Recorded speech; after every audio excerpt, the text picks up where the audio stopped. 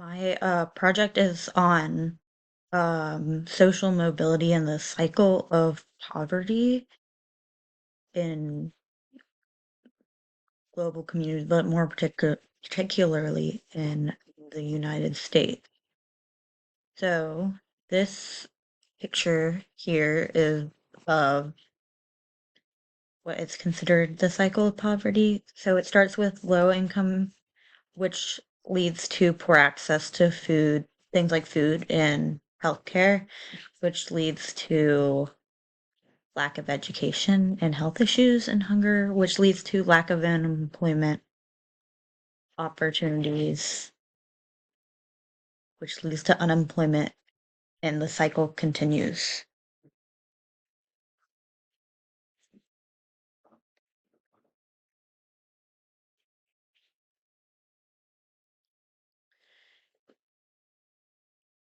Why should you care about the poverty in the United States is because low income individuals often have less access to be able to vote, which voting is how we pass laws for such as for things such as bills to help reduce the impact of poverty on our communities. So since we have more access to voting, we have more potential to help get bills passed to help prevent issues caused by poverty. Here's some examples of poverty bills that have been passed. The Child Poverty Reduction Act of 2023, and then the Poverty Reduction and Prevention Act. Um, Essentially, the cycle of poverty says that if you're born into poverty, you are more likely to remain in poverty throughout the duration of your lifetime. It essentially is a way to describe how your income, uh, or your parents' income and social class that you were born into affects your ability to get an education and a job or have access to important resources that lead to productivity or job. So it makes it harder to in turn get those things. So it's like a never ending loop. Um, Racial minorities and people with disabilities are more likely to be affected by poverty than the general population. Um, Poverty affects your health outcomes. So if you are impoverished, you're more likely to develop preventable diseases like cancer or type 2 diabetes or cardiovascular disease, and you're also more likely to die from said diseases.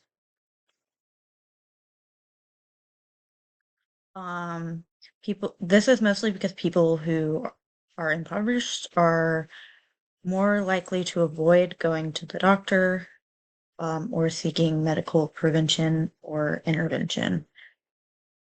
Also, keep in mind you can become disabled at any point in your life, and that does contribute to becoming impoverished.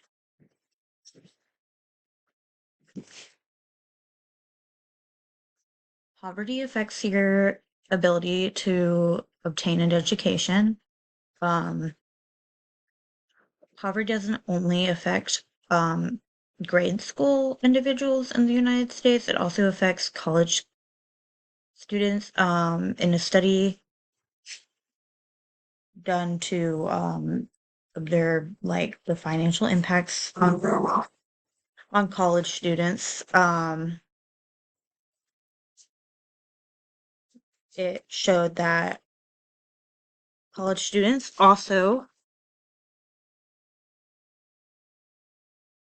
College students also were greatly affected by their family's financial status. This graph here is a graph that shows um, educational performance in connection to um, poverty levels. Also, college in the United States is expensive, so it is generally less accessible to people of lower financial status. Um, Another thing is that getting a job does cost money. You need to pay for things like uh, transportation, um, interview attire, uniform, childcare, which is particularly affecting single moms. The people in poverty are often less likely to be employed, and part of that is because they have less access to interview attire and such. So employers are more likely to look down upon them. Um, these are This is a graph on poverty rates and employment status between people aged 18 and 64 in 2014. Social mobility is another thing that affects poverty. Social mobility is essentially your ability to move classes. So, like, go um, declining social mobility is essentially going from a higher class to a lower class, and um, the opposite is obviously going from a lower class to a higher class. And the United States has a very little room for social mobility currently. So the social mobility in the United States has declined steadily since the 1940s. So you are actually less likely to make more money than your parents right now than you were